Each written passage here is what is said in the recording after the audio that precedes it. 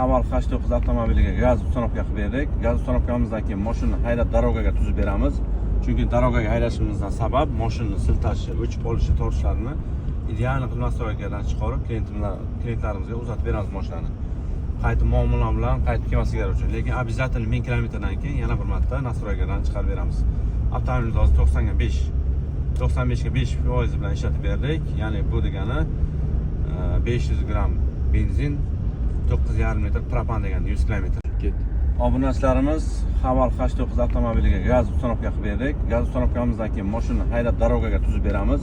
Chunki darogaga haydashimizdan sabab mashinani siltashi, o'chib qolishi, torishlarini ideal qilib nastroykadan chiqarib klientlarimizga uzatib beramiz mashinani.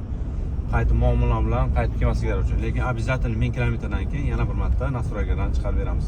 Avtomobilimiz hozir 95 ga 5% bilan ishlatib berdik. Ya'ni bu degani 500 gram benzin, 9,5 litr propan degani 100 km ga.